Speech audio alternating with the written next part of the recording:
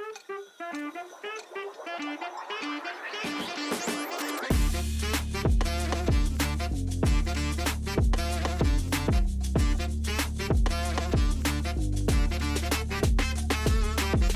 gave up a TV job to start a podcast in your basement.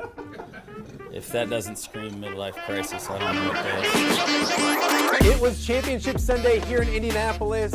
What's the mindset then coming in as a defending champion? I want to win. No, I want to win. The young lady over my shoulder, Caitlin Clark. Not the best looking guy.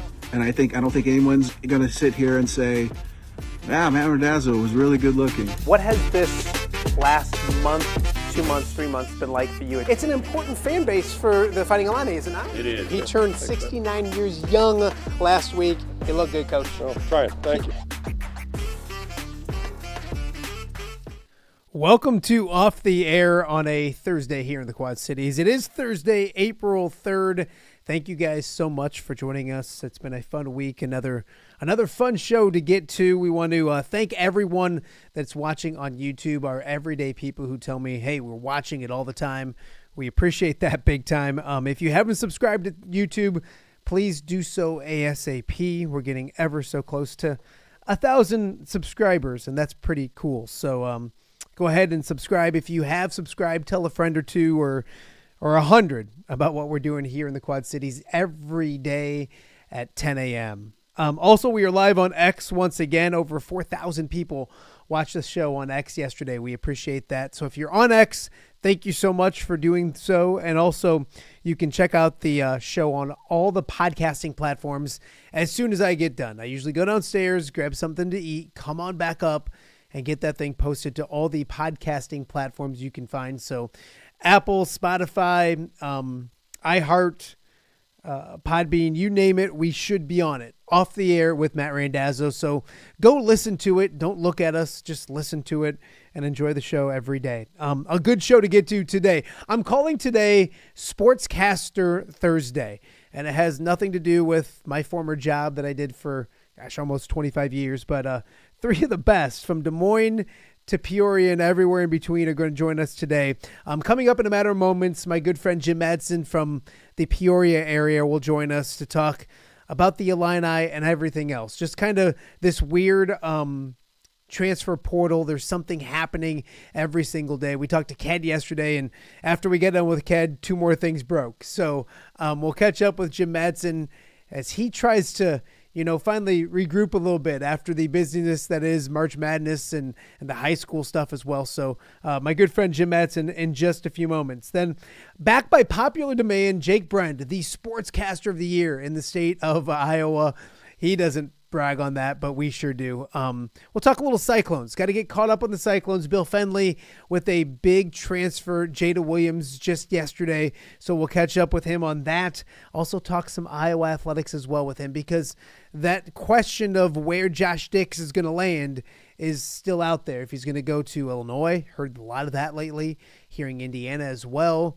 Iowa making a good pitch. So we'll talk with Jake Brend coming up later in hour one of the show. And then coming up around 10:45, 10:50, a little bit later, my good friend Jay Kidwell will be in the house. We haven't had somebody in the house for a while, which I think my wife has enjoyed, because when you have 4 kids and busy schedules and a busy life, the house gets a little messy. So I think she likes the fact the first month of me doing this, it was who's coming to the house today, and just horrified at people coming in and seeing a messy house. But it's been a while. It's been since last week. I think who came out? Probably Doug Bland was the last one who came out and visited the house. So Jay Kidwell coming out. We're going to talk to him about everything. All the transfer portal stuff, some baseball, high school stuff. Excited to catch up with I miss Jay Kidwell. I miss a lot of people. I miss Corey.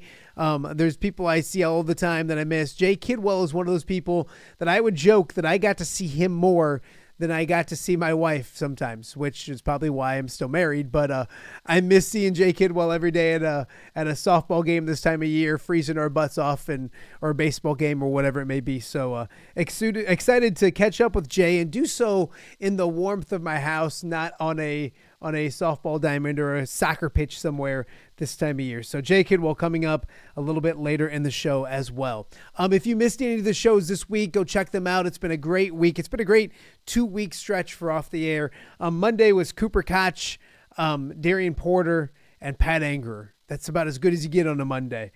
Tuesday, Kent McCausland, Titan Anderson, and Julian Vandervelde. And don't forget, Julian back on stage. Julian will be at the Spotlight Theater. He's part of Titanic. His son's in it. His wife's working with it as well. That's at the Spotlight Theater this weekend and next weekend. So go check out Julian and Titanic sometime over the next couple weeks or weekends, if you will. Yesterday, Ked Prince was on talking to Illini. It's been a while since we caught up with Ked, so great to catch up with Ked. Kyle Huseman, a great contributor to the show when it comes to Iowa women's basketball and Iowa baseball. He was on the show as well, and then also it was our very first Steam Wheeler Wednesday, so Corey Ross was on as well. We are excited about that. So if you missed any of those shows, go check them out after, of course, you watch today's show as well. And again, a programming reminder, no show tomorrow. I got a few things going on tomorrow, so no show on Friday. I'm my own boss. I'm giving myself Friday off, a little 3-day weekend, but I'm excited about next week. I'm tracking down some really fun interviews next week, and of course, it is Final Four, so we'll talk about that with Jake Kidwell, but Final Four on Saturday night, and then Monday's the national championship game. So hoping to have Jess Settles on Monday live from the Final Four. So that would be cool as well. So a lot of things we're working on for next week and the weeks following. So really excited about Off the Air, where it's headed and kind of what we've done so far. Quick Major League Baseball yesterday. Cubs sweep the A's out in Sacramento. That sounds weird to say, but they scored 35 runs in those 3 games. The A's aren't very good, but 35 runs, 41 hits, 8 home runs for the Cubs. They come home. They have their home opener, I believe, tomorrow. They've been on the road for the first 9 games of the season, so it'll be good to have the Cubs back home at the friendly confines of Wrigley Field. Also, the Cardinals winning yesterday 12-5. I believe they're 4-2 on the season now, and the White Sox fell 6-1. They are 2-4 on the young season, which is really good compared to what they were last year. So the Sox may be making small strides forward. It's a low bar that was set on the south side of Chicago. Also, some news in the world of women's basketball. Jan Jensen was named the Rookie Coach of the Year, the National Rookie Coach of the Year.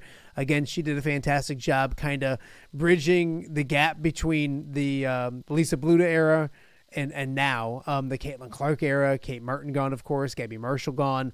A lot of new faces. Coach Jensen, of course, not new. She'd been there for a while, but there was a tough 5-game stretch where Iowa was close, didn't get a lot of victories. In fact, they lost 5 straight during the middle of the season, but one of the best teams towards the end of the season. They won an NCAA tournament game, and she has Iowa basketball going in the right direction, so congratulations to her. I did mention that after we got off the air yesterday, Dre Gibbs Lawhorn for Illinois got into the portal. So another Illini player, and there's so many rumors and rumblings of who's coming, who's going. Really a crazy, crazy time when it comes to college basketball and the transfer portal. But I figured we needed to chat about the Illini once again today as well. 2 straight days talking Illini. Today we're joined by my good friend Jim Mattson down in Peoria. Jim, have you, I don't want to say recovered, but I know life is busy during March. High school's done. Illinois is done now. Have you gotten a chance to at least, take a breath? Have you gotten on the golf course, more importantly than anything else? I have not got on the golf course. I got to the driving range, but I have not gotten to the golf course. It has been just, it's just a blitz. I mean, it's just, the timing is so crazy with the transfer portal and with the, we cover 3 schools. We cover Illinois State, we cover Bradley, and then we cover Illinois. And, there's been big news with Illinois State, big news with Bradley and the transfer portal. Obviously, Illinois is just blowing up with transfer portal. It's just amazing how fast it happens and how furious it happens. I mean, it feels like, 2 months ago that Illinois lost to Kentucky and we were walking in that locker room and talking to the players. And now several of those players are gone, and several are coming back, and it's just it's a blitz, man. It's the speed dating analogy is so true. It just happens so quick, and it's amazing. Jim, I liken it to the NFL. The NFL free agency frenzy, they call it. Like I scroll through X and I refresh, and something it happens during the show. Like I'll click, and like I had Ket on yesterday. We talked about what we knew, and then Gibbs Lawhorn or Lawhorn Gibbs or whatever the trade gets into the portal as well by the end of the show. I almost say now, this is a busier time for college basketball than almost the start or the first month or two of the season. I know the games are going on, but there maybe not as many marquee matchups early in the season. This kind of stuff, there's headlines every single day. It's become, I would argue, besides the actual conference tournament and tournament itself, maybe the biggest time of year for college basketball, and it has nothing to do with the actual hardwood itself. It's been crazy. Yeah, well, I mean, especially when you throw in the fact it's brand new. I mean, we just never saw this before. Transfers were so rare, and you had to sit out a year, and it didn't have an impact. And now it's everything. And you're right. It's we used to cover a ton of high school recruiting, and a little bit like your job, we cover a ton of high school, a ton of college. So you kind of marry them together. And we used to get high school recruiting questions all the time. Now it's all about the portal. We don't even hear where's the kid from Metamora going, where's the kid from Peoria High going. It's all about the portal, and it's just crazy how it's 2 weeks that are just insane to build a roster, and everyone's a free agent, everyone's up for grabs. It's a blitz. You're right. The vast majority of the Illinois roster was brand new this year. And I had a few people say to me, like, well, that's not going to happen a lot. I don't know if it's going to be less this year. There's more familiar faces going back next year, but it's going to be changing. It's going to be different. And I think the one we've talked the most about is Morez throughout the year, how he's that intangibles guy. He's that energy guy. He's a great building block for moving forward. When you hear the news on him, forget about Michigan right now, but just first that he goes into the portal, what goes through your mind as a guy who's covered him a lot? Well, I have covered him a lot. I covered him. I interviewed him his sophomore year when he committed to Illinois. So you talk about your speed and dating analogy. Here's a guy that for 3 years was committed to Illinois, played a year for Illinois. So 4 years he was an Illini. Then, I walk in the locker room after the Kentucky game and talk to him. Now, I have to admit, I walked out of that locker room saying that was an odd interview. He didn't come out and say he was coming back. He said he was happy at Illinois, but said we'd see. He stressed kind of we'd see. And I thought it was a little odd interview. But, 10 days ago, he's happy at Illinois. 5 days later, he's in the portal. 5 days later, he's in Michigan. This all happens in a 10-day period. Now, who knows if he got contacted before. But what I'm saying is when you talk about speed dating, 3 years of Brad Underwood going to his games, courting him, recruiting him, wooing him, compared to the 10 days after Kentucky, he's playing for Michigan. It's amazing, the speed dating analogy, how accurate it is. But Morez, to me, I hate to say he's kind of the poster boy for we're now playing for the back of our jersey instead of the front of our jersey. He did what was best for Morez. He did what was best to showcase his game, potentially financially, help his bank account. And that's what we're seeing a lot of now is how do I showcase myself? And what's funny now is, it used to be how do I showcase myself for the NBA, but now, the earning potential in these 4 years is so huge. And I thought Morez would be a 4-year guy, 3-year guy who, Illini fans would love. I always tell my kids, be careful before you buy that Chicago Cubs jersey. That guy might not be a Cub for long. Be careful before you buy that Chicago Bears jersey. That guy might not be a Bear for long. Well, whose jersey do you buy now in college basketball? Because I would have invested heavily in a Morez Johnson jersey if I was a 15, 16, 17-year-old and, one year and done. And it's a sad reality in college basketball, but I'm not blaming Morez. I think kids, these kids between 18 and 22 are going to make more than I make between 18 and 60. So this is their earning potential 4 years, and they've got to strike it rich right now because they have the potential to strike it rich right now. Yeah, and you look at it, Jim. I know that money is the number one factor for a lot of people, but this one was a little different, and it's one of the stories that you and I have talked about, I think even on the show, is that they want to play at the next level, and their game right now isn't there. Like, I mean, and Morez can play a lot of college basketball, and I liken it to somebody we're hoping to have on the show soon, maybe the next couple of weeks. But Ethan Happ was the best player in the Big Ten, and his game didn't translate to the NBA. Luka Garza had to lose weight, transform his body just to get into the NBA, and now he's there. But it's hard sometimes. And Owen Freeman, that's a question mark for him. Does his game translate to the next level? It's surprising, not surprising, but it's eye-opening to me that this young man, 19 years old, took a step back and said, my game doesn't translate to the next level as is.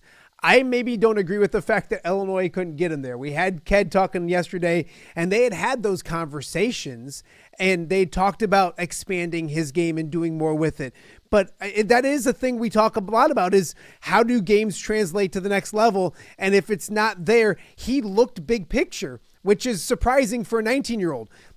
Illinois fans don't like it. I think Illinois fans wish he could have done that at Illinois, but it is surprising. I don't know if it was all about money from Morez, because I think Illinois was going to make him pretty rich as well. I think so. Is it surprising to you that somebody's looking big picture like that? Whether we agree or don't agree, that's something we've talked a lot about how it translates to the next level. And unfortunately in the NBA, those big guys that you and I grew up and love don't exist in the NBA anymore. Yeah, I mean, our example at Illinois is Kofi Cockburn. Kofi was as dominant a big man as I'd ever seen in the Big Ten, but doesn't get drafted, doesn't, get a sniff in the NBA. So I do think that, I'll tell you this. I think Morez could have stayed at Illinois and played in the NBA. I think he's got, I always say to get to the NBA, you have to have one great skill level, a great shooter, a great defender, a great rebounder. I think Morez could have, who was the kid from Iowa? Reggie Evans. Reggie Evans. Reggie Evans played forever in the NBA, and he had a game a little bit like Kofi. He wasn't a stretch guy, and I know the game's changed even since Reggie played, but Morez has that skill, that rebounding, that defense, that physicality. I think he could have played in the NBA. Now, the one thing that Brad Underwood said to us after the Kentucky game was, it's not just coaches and players, and I'm not blaming Morez's family, but I think there are so many street agents, there are so many people in these guys' ears, there are so many people telling them, the grass is greener, you've got to get out of there. I do think they're hearing so many voices, and 18 to 22, I was a confused kid myself. I mean, these kids have got to be confused. They're hearing from a lot of different people. They're trying to satisfy a lot of different people. I just think that part of it is kind of crazy too. Is that somebody's saying, look, the Illinois system, look at Kofi, it ruined Kofi, get out of there. Look at how they're not using it, get out of there. Yeah, I think there's something to be said for patience and growing as a player. And 18 to 19 is not the peak of anybody's career. I think Morez would have evolved into a better player at Illinois. I think he's going to be a heck of a player for Michigan. But I think there's so many people telling them that they're not using you right. You can go here. You can get equal money, or if not more money here. I think there's so many voices in their ear that it's really, really tough to be a college basketball coach and to battle all those elements too. Yeah, no, absolutely. Jim Mattson joining us right now on Off the Air on a Thursday here in the Quad Cities. Jim, if Morez was that intangible guy, that spark plug guy, that energy guy, that Illinois guy, and he leaves, boy, and probably not ironic that a few hours later, Ty Rodgers comes back, and we had Mike Hegley from the Illini guys on a few weeks ago, and I think the overall thought was that Ty Rodgers was leaving. To get that guy to recommit, to come back, I think is a big thing, not just basketball wise, but PR wise as well. There's that energy Illini guy. Kind of talk about his return and why is that good for Illinois, both maybe public relations wise, but also on the court itself. Jim, people forget he was the starting point guard for a team that went to the Elite Eight, and he won a lot of basketball games. He's a good player. Started all 38 games. It's an Illinois career that is unlike any other. Started all 38 games on the best Illinois team in 20 years, an Elite Eight team. The next year, opening day, decides he's not going to play. And I just remember being stunned by it, being confused by it, being positive he was leaving. Now, I do agree there's some correlation. I mean, Morez Johnson and Ty probably can't play on the court together. But when Morez Johnson leaves, you're looking for a tough guy, a rebounder. Hey, how about that guy right at the end of the bench, who's been in street clothes all year? I mean, they didn't have to recruit very far to find a guy who's a little bit like Morez as far as a glue guy, a rebound guy, a tough guy, a physical guy. And the other thing about Ty is I really admire leadership. I mean, he was a leader. If he went to the games, he was on the court early with the guys warming up. He was, Underwood said during the game sometimes he'd walk down and ask Rogers what he thought from a player perspective. And you have to admire a little bit that Underwood and Rogers got along, because that is weird. 38 starts, not a minute played this year, and now doesn't want to come back. So, yeah, from that PR standpoint, it helps to show that, these guys don't hate Underwood. I mean, it's just a system. People are leaving. But Rogers does, I think, bring – I felt all year this team probably lacked a little culture. It lacked a little, here's how Illinois plays, here's how Illinois wins, here's how you get through tough times. They lacked a 38-game starter. They lacked that kind of experience. So to get that with Ty Rogers, just the intangible piece is vital. But Rogers does bring a lot on the court as far as defense, rebounding, toughness, and you got to put shooters around him. But I think he can be a big element of next year's team. You mentioned I was shocked. I'm shocked that he's coming back. Yeah, no, I think it's definitely a good thing. And you mentioned shooters. I'm going to get to that in just a second. But, Jim, I think the thing you saw between Illinois and Kentucky were, and I don't want to say it was boys playing versus men because it wasn't that drastic of a thing, but you could tell that Kentucky was the older team. And then you look at a backcourt when you have Ty Rogers coming back and the ability that he has. And then, oh gosh, why can't I think of the point guard's name? Help me. He's coming back for a senior year. Boswell, thank you. And you look at his body, and that's a grown man too. You start seeing, you see Tommy coming back. Probably you got to see him getting into the weight room, and they're going to do some things with him to make him bigger and stronger. You're starting to see a bigger, maybe more mature Illinois basketball team next year, and that's besides what we know is going to be additions coming into the future. That's someplace they wanted to get to, isn't it, Jim? Yeah, I think, we talk about who's going to master the transfer portal, who's going to figure it out. 2 years ago, Illinois went crazy young. They got Quincy Guerrier with 100 career starts. They got Marcus Domask with 100 career starts. They got really veteran guys, and those veteran pieces went to the Elite Eight. Last year they were the youngest team in Power Four, and you go to the store and you look on the shelf and you see a KJ, you see a Will Riley. You feel like I've got to buy those guys. Those guys are NBA future players. Those guys, but are they winning players in college as 18-year-olds?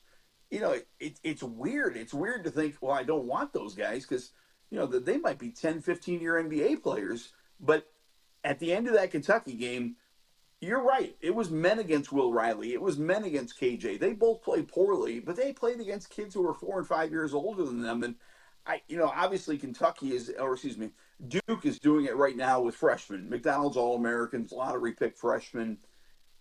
I mean, there's still a recipe there to win with freshmen, but freshmen with potential against 23-year-olds with 100 career starts. I think I'm taking the 23-year-olds with 100 career starts. No, I completely agree. Jim Mattson joining us right now. Jim, you mentioned shooters, and that's something that Illinois is going to look to build around. And there's a young man by the name of Josh Dix that's very interested in Illinois. Indiana's in the mix. He's been to Creighton. Iowa's kind of resurfaced again. Kansas, I know, is in the mix. A wanted commodity. Jim, I'm an Iowa fan growing up. You're an Illinois fan growing up. Can you imagine like Deion Thomas changing in the middle of his career and going over, or like Jess Settles coming down to Champaign and being a Fighting Illini? That's, I think, besides we'll talk the basketball impact that it'll have, because he's a good player. He's a really good player. But I want to talk to you about just the fact that, I mean, we have it right now. Morez is going to Michigan. Like, they don't like each other. But you and me, it's Iowa, Illinois. This is weird, isn't it? Yeah, I mean, I know Cooper Koch. I'm so happy Cooper stayed at Iowa. I like those stories. I like, my dad played at Iowa. I want to play at Iowa. I like Sanford. Underwood made a big deal out of Sanford crying at the end of the Illinois game. He gave his heart and soul to that program 4 years. Yeah, I'm a sucker for the kid that stays story. there aren't many of them left. No. But Dix is a kid that grew up in Iowa, wanted to be a Hawkeye, played for the Hawkeyes. It would be so strange in his fourth year. I know there's a coaching change, and I know, what's good for the goose is good for the gander. If the coach is changing, I think it is, everybody should be a free agent. But with that said, even as an Illinois fan, part of me hopes Dick stays in Iowa. I like that story.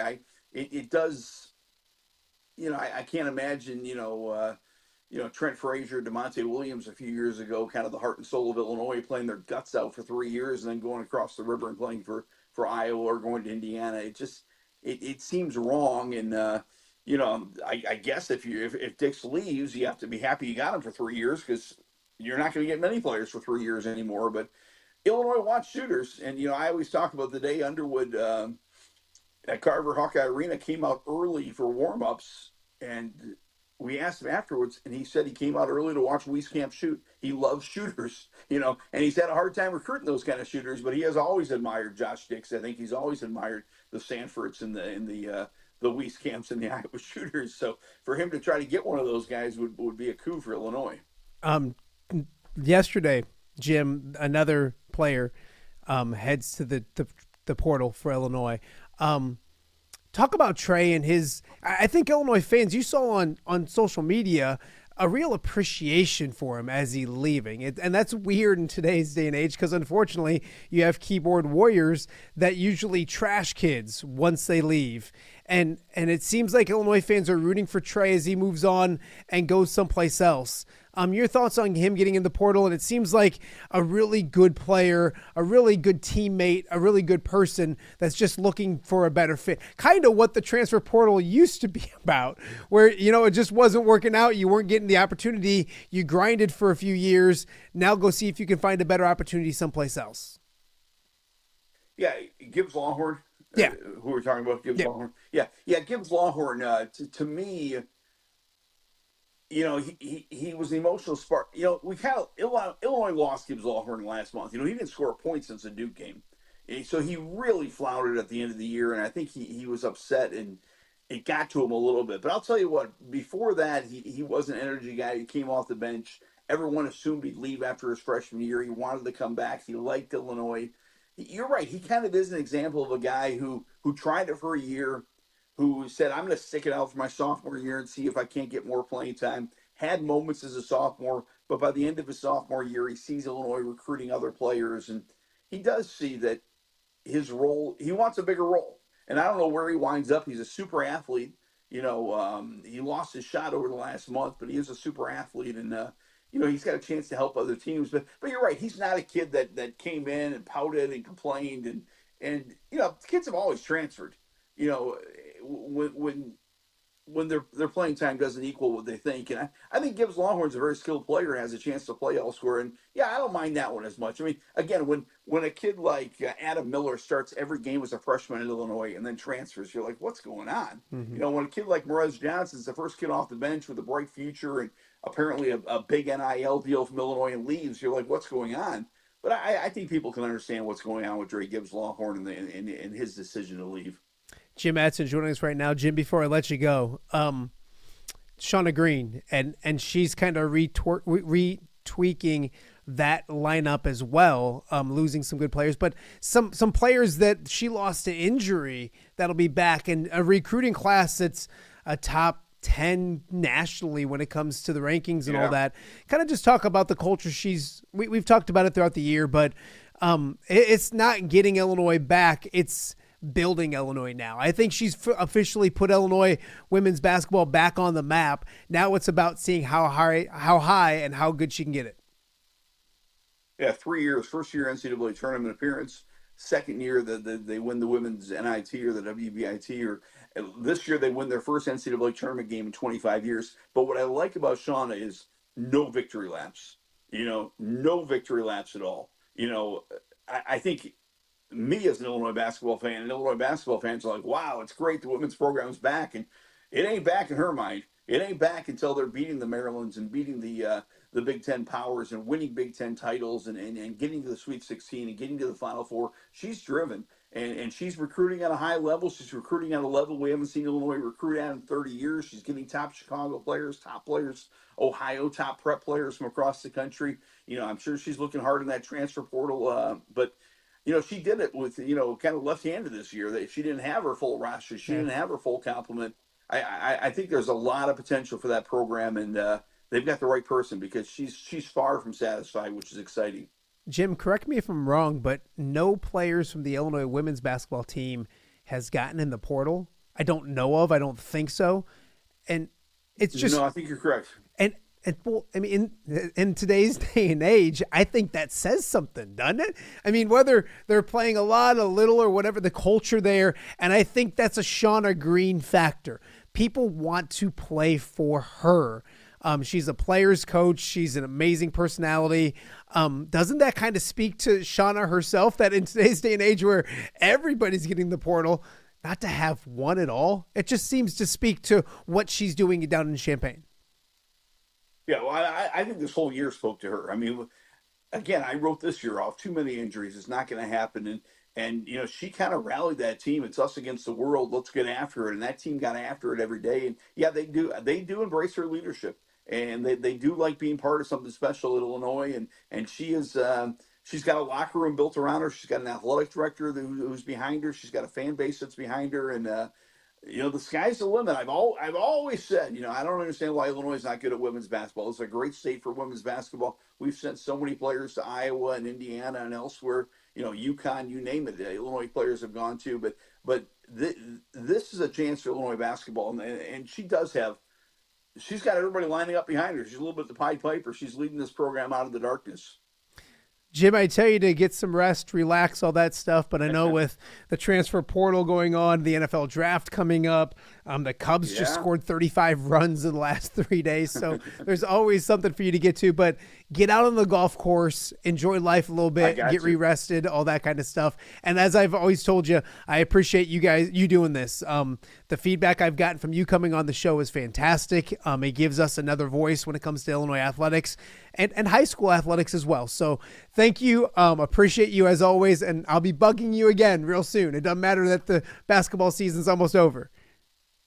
Well, I've been watching a lot, man. You've really been on top of this coaching search and the transfer portal in Iowa. I'm a bit of a closet Iowa fan. My sister went to Iowa, so really enjoying your work, man. Keep it up. I appreciate you. This is Jim Mattson. Have a good one and hit it straight when you finally get out there. All right. That'll be an upset. Exactly. Jim Mattson, the best in the business when it comes to covering high schools, covering college, doing what I used to do, a legend in the state of Illinois. We got a lot more to get to. Coming up, we have Jake Brend. We're going to keep with the Sportscaster theme today. Jake Brend from WOI in Ames, in Des Moines, I should say, here to talk a little Iowa State, also to talk a little Iowa as well. We'll pick Jake's brain about everything. And then coming up a little bit later on, a good friend of mine from right here in the Quad Cities, Jay Kidwell, will be in the house, Hatman Studio here. So we got a lot more to get to. You're watching OTA on a Thursday right here in the Quad Cities. Quad Cities, it's time to bring the noise. Saturday night, April 12th, the Steamwheelers take on the Barnstormers in a hard-hitting Union Night showdown. We're honoring area Union members with a night of football action and ice-cold beers for only $1. Union members receive $5 off ticket thanks to Tri-City Building Trades Council and Union Locals 91, 25, and 145. Round up your crew and come cheer on the Wheelers. Get your tickets at steamwheelersfootball.com/tickets, and we'll see you on April 12th.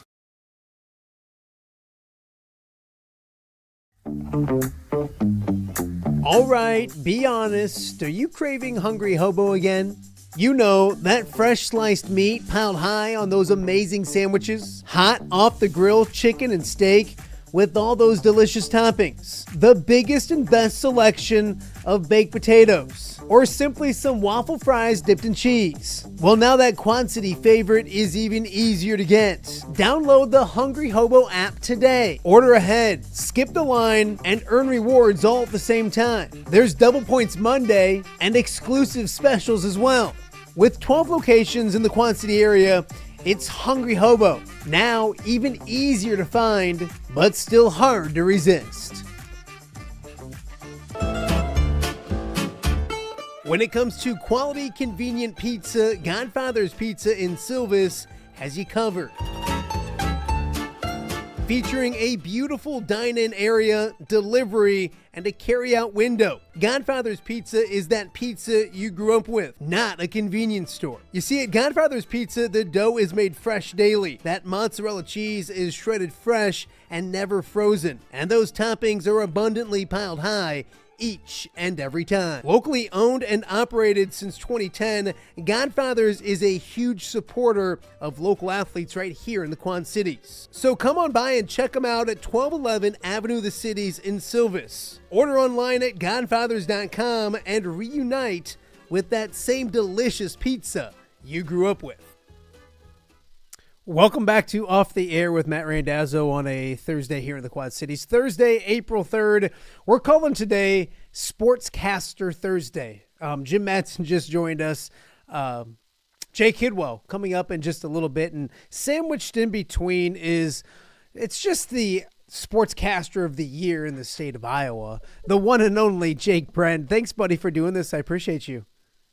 Yeah, I'm honored to join the conversation of Jay and Jim. I know those guys have been doing it for a long time and been doing it really, really well. It's the Jay Show. Jake, Jim, Jay. I mean, we're rocking and rolling here. I don't know if you saw this. I meant to send it to you, but a couple weeks ago, Keith Murphy joined the show. And we both kind of agreed that you just throw around the whole Sportscaster of the Year thing just way too much. Like he said, it's really gone to your head. And I want to give you a chance to respond to Keith, because those were some big accusations from the Godfather, if you will, in the state of Iowa. Yeah, I mean Keith used to boss me around, and it doesn't happen anymore. And I think he misses that. He knows that I got that award, and I don't think I've let it get to my head, but I've let it get to the point where I can't let Keith boss me around anymore. It's a nice spot to be. I love it. It is a busy time. It's funny because I was just talking with Jim that like usually March Madness on the court is crazy and then you're kind of done. And it was done earlier than normal for yourself in the state of Iowa with no team making the Sweet 16. But you look at it and now it's almost busier than ever with the transfer portal, coaching changes, all that kind of stuff. Before we get to those things, was it a little different not having, an Iowa women making a run, the Iowa State, those kind of things? It was a quieter March in the state of Iowa. Yeah, it was so weird. I believe first time since 2018 that no Big Four team made a run to the Sweet 16. And I've been getting Facebook memories the last couple weeks of, oh my gosh, right now I was in Cleveland. Last week I was in Boston. So it is weird that not on the road. It kind of ended abruptly. You kind of felt once the Iowa State men lost to Ole Miss, it was, I don't know if the Iowa women are going to win, but if they don't, we're on summer vacation a little early, even though it's never really summer vacation.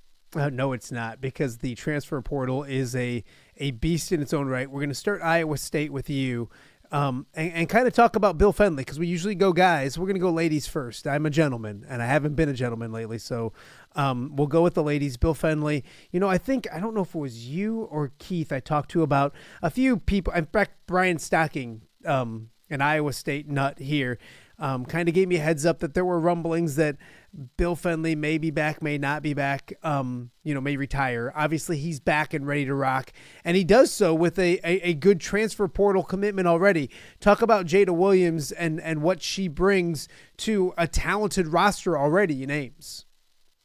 Yeah, she's, first off, really talented young player, led Arizona in points and assists as a sophomore, former McDonald's All-American.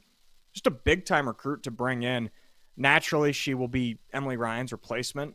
Luckily, it looks like most of Iowa State's roster from last year will be intact. I know Lily Hansford went to the transfer portal, but she was just a bench piece that didn't produce much. So you're really running it back without Emily Ryan and replacing her with a big-time recruit. I think to me, it was a statement earlier in the week when Audie Crooks and Addie Brown put out social media posts saying that they were coming back, and they should be good next year. I know this year was a disappointing season to open the year, in the top 10 and finish as an 11 seed in a play-in game, I think next year they're going to be just as talented, maybe with the potential to be better. And I honestly think the expectations will be a little lower, and that could prove to be really, really good for this team. Because I think that those preseason expectations, I think, might have gotten to the team a little bit. I am on a mission to get Bill Fenley on this show. We're going to try to do that in the next couple of weeks. And you've dealt with him a lot. We've known him here in the Quad Cities, Davenport native. He's as young and energetic as ever. And I know that he loved what he had last year. I think he's going to really like what he has next year as well. But kind of talk about him. Is it 30 years in now? And how it seems like he's near 4 when it comes to energy and all that kind of stuff. I know that there's been a few disappointing seasons when it comes to expectations and how it's gone on the floor. But when it comes to energy and youthfulness, Bill's still Bill, isn't he? Yeah, well, probably the good thing for him is that his voice has given out a little bit, so he's had to reel it back in on the sidelines just a little bit because he's got to be able to communicate with his team. But jokes aside, yeah, Bill's still Bill.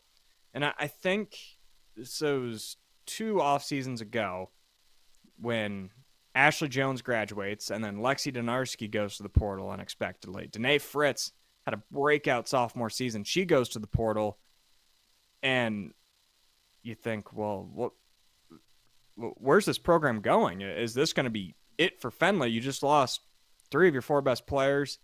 Emily Ryan makes a statement that she's coming back, and then they bring in this loaded freshman class, and it looked like Bill had his most fun coaching a team that he'd had really since I can remember. And I think this last year might have been stressful, but I truly do think next year that Bill is going to go into that season with the feeling that we can win a Big 12 championship. That they had that potential this year. It didn't come to fruition, but man, they've still got the talent that they can absolutely do that. And I've got no doubt in my mind that Fenley thinks that's a possibility too. Jake Brend from WI in the Des Moines area joining us right now. Jake, I want to talk about the guys because first the transfer stuff and the portal in a second, but now out this morning, yesterday, recently that Texas A&M is interested in TJ. That seems like, I mean, if I was a coaching program or a college program, I'd be interested as well. You know, there's a lot of girls I was interested back in the day. They weren't interested in me. It takes 2 to tango. I don't think this is a relationship moving forward, is it? No, it's one of those that you can kind of just chuckle at and say, no shot. Indiana, I never thought Otzelberger was going to leave for Indiana, but on the surface, it at least made sense. Blue blood, tons of resources. A&M's got the resources, but man, no basketball history. There's zero shot that TJ Otzelberger would be heading down to College Station. With that being said, he made some great moves in the portal last year. I think fans see everybody else shopping. It's like NFL free agency. They see your other teams making moves, and they want yours to make those as well. I saw a great tweet you had yesterday about just being patient. Kind of expand on that because yes, it's speed dating, but you have to date correctly. You don't want disasters, and sometimes it takes a little bit to get the players you want in Ames. Yeah, so Otzelberger has been very, very particular in the type of players that he brings in the transfer portal. And he's also done it really quickly in years past. Last year, Deshaun Jackson committed to Iowa State when they were still in the NCAA tournament. So the way Otzelberger goes about this is him and his staff have a list of 5 to 7 guys heading into the portal cycle before it even starts that they kind of know who they're going to be after. And last year they really did kind of hit it right away. And this year that it seems like they're going to miss out on their 2 top targets. Oscar Clough went to Purdue. It looks like Andrew Rohde from Virginia is most likely heading to Wisconsin. But what I put out on Twitter is These were the commitment dates of some notable Cyclones that have come from the portal. Keyshawn Gilbert was April 9th. Curtis Jones, the 17th of April. Joshua Jefferson was not a primary target for Iowa State at this time last year. He was kind of a backup plan after Javon Hadley ended up going to Louisville. He committed on April 23rd. Jaron Holmes on April 29th. I know the cycle has sped up a little bit. It just is the nature of it with the money that's involved. But TJ Altenberger has a backup plan. If he missed on one or two of his first targets, I mean, they already got their backup plan at center. They went for Oscar Clough, didn't happen. They go get Blake Buchanan, who I think has the potential to be a really solid anchor defensively for the Iowa State Cyclones at the 5 position.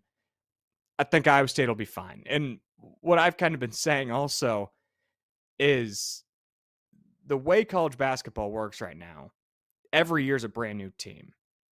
So if you look at it, like Iowa State just brought in Taman Lipsey, Joshua Jefferson, Emil Momcilovic, along with the other transfers, it'd be one of the best transfer classes in the entire sport. So Iowa State is still heading into next year with a top 15, top 20 roster in the sport, and still with 2 scholarships open. Who knows who they could bring in or who could enter the portal in the next week or two. Yeah, you got to look at it. They're already, with the base they have coming back, already one of the best teams in the Big 12 moving into next year. Jake Brend joins us right now. Jake, you're in the Des Moines area, obviously.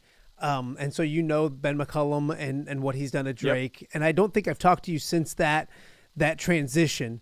But your thoughts on what the Iowa basketball program is doing. And it's crazy because every day, like, they add somebody, it's like, okay, that's player 2, that's player 3. But that's college basketball these days. Once you lose a coach, you're usually starting from scratch. So your thoughts on Ben McCollum, what he did in the Des Moines area, and what he could possibly do at the University of Iowa. Yeah, I think it's a home run hire. I actually was on the record at Iowa Everywhere. As soon as Fran got fired, I said, I think Ben McCollum would be a better hire for Iowa than Darren DeVries. I know that was maybe unpopular at the time. I think most people in the state have come around on that idea in the last couple weeks. And I'm going to stand by that. It might be a struggle year one. The good news is you've got Bennett Sturts. He's one of the best players in the entire country, one of the best point guards in the entire country. He's going to be an NBA draft pick next year. So you have that to fall back on. I know the rest of the roster, it's hard to put together. We saw it with TJ Altenberger 5 years ago. He was able to make a Sweet 16 in his first year, but he wasn't going out and outbidding a Kansas or out recruiting in Illinois for these guys. He went to the University of Denver and got Robert Jones, a guy who was averaging 5 points a game, and brought him to Iowa State. He went and got Washington State's 8th man. So he was able to piece together a team, get him to play hard, and I think that's what Ben McCollum is going to be able to do. Whether it's bringing in his Drake guys, his 5 or 6 guys from Drake that it looks like are going to come with him, and then kind of whatever else you can fill in the gaps with, I think he's going to be able to have Iowa competitive in year one. It's funny because you do mention the fact that, I think it might not be, I know there's a young man, I'm going to mess up maybe Portland, that is interested in Iowa and vice versa. It might not be that upper echelon, and he's pretty good, but it might not, but he's going to find guys that he likes in his system and go with it. Can you talk to a little bit about his system? Because I think the biggest negative or knock against him during the process was that it's Todd Licklider again, which is not even close. It's laughable to even put out there. But he wants to play at a faster pace. He's not Fran McCaffrey, but if his teams are good, they're going to score in the 70s and 80s. That's just what they did at Northwest Missouri State, and that's what they eventually want to do with the pieces in place to be able to do that. Yeah, it was surviving. When he moved to Drake, he brought with him 4 starters from Northwest Missouri State. And frankly, just they didn't have the talent of maybe some other teams in that conference. Bradley was the most talented team in the Valley this year, but Drake was better coached, and they played that style because it gave them the best chance to win. Ben McCollum does not want to have the slowest pace in college basketball. I can assure you that. That is not how he's going to build his program going forward. But is he going to have to do that year one? I'd say most likely, because it gives them a better chance to win. And it is similar to Otzelberger in the sense that the way that they played basketball his first year, it was very similar to what Drake did this last year. Slow tempo, minimal possessions, play as hard as you possibly can on defense.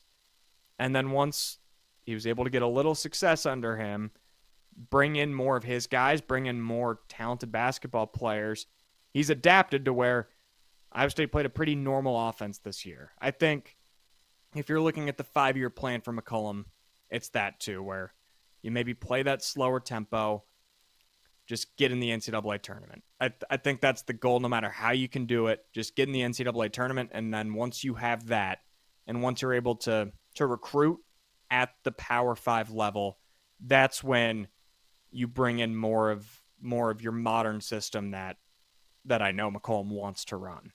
Last one for Jake Brend before we let him go. Jake, you look at the state of college basketball in the state of Iowa, and it's been recent. It wasn't more than 5 years ago that it was really, really good, and you could talk about power rankings and all that kind of stuff, and I think it can get there again. If you look at what Iowa's doing with the coaches that they've replaced coaches with, and what Jensen's doing, what McCollum can do. You have Coach Jake up at Northern Iowa that continues to win win 20 games regardless. TJ and Bill Fenley at Iowa State, and then Drake making a great hire again. They're going to be successful. Coach Henderson's going to do well. Just when you look at it as a college basketball fan, to have 4 programs in the state again, and not just men's basketball wise, but women's basketball wise, it's a really cool thing about the state of Iowa that everyone seems to be maybe ascending at the right time. Yeah, if you look at it this last year, of the big 4 men's and women's, the Iowa men were probably power rated 8th out of them. And it's not like, I know Iowa had a down year, but it's not like it was this disaster season. So it just speaks to the quality up and down from TJ Otzelberger down to Tanya Warren for the UNI women's program. It is just a rich basketball state. And it makes it fun year in, year out. I have no doubt that McCollum is going to get Iowa back into the top half of the Big Ten, competitive in the Cyhawks series. Like it's the best time. And I have no doubt also that Eric Henderson's going to do a great job at Drake. He's made for that job, and he comes from a good coaching tree of Greg McDermott. It's truly just an exciting time to be a basketball fan in the state of Iowa.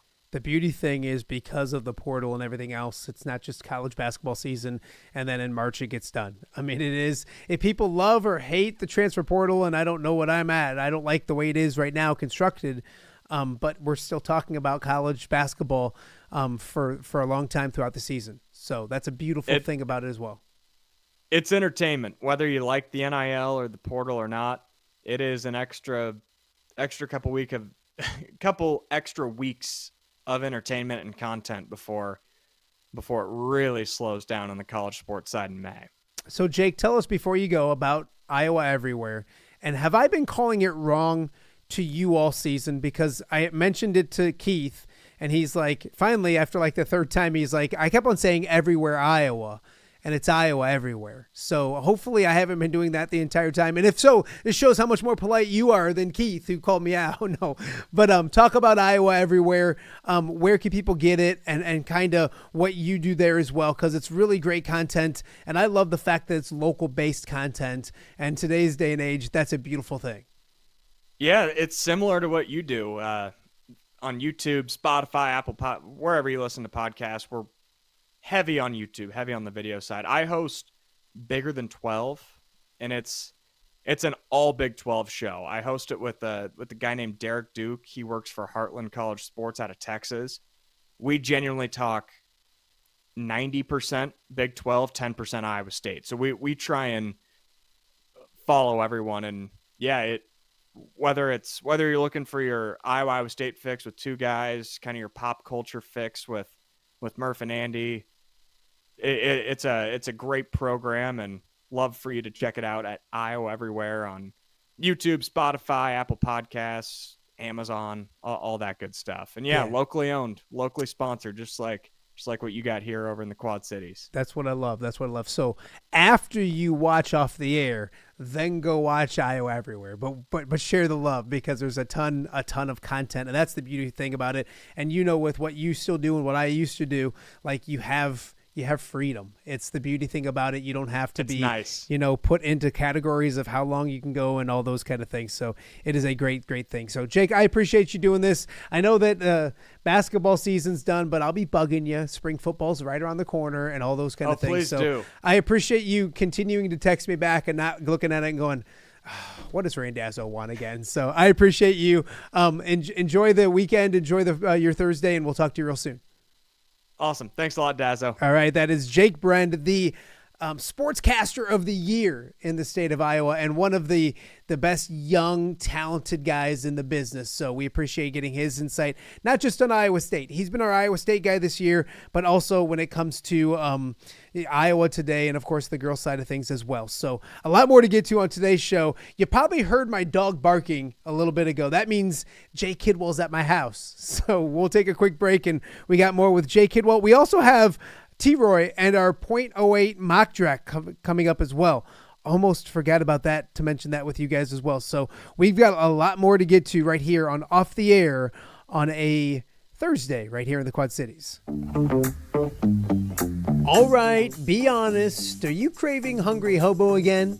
That fresh sliced meat piled high on those amazing sandwiches, hot off the grill chicken and steak, with all those delicious toppings, the biggest and best selection of baked potatoes, or simply some waffle fries dipped in cheese. Well, now that Quad City favorite is even easier to get. Download the Hungry Hobo app today. Order ahead, skip the line, and earn rewards all at the same time. There's Double Points Monday and exclusive specials as well. With 12 locations in the Quad City area, it's Hungry Hobo, now even easier to find, but still hard to resist.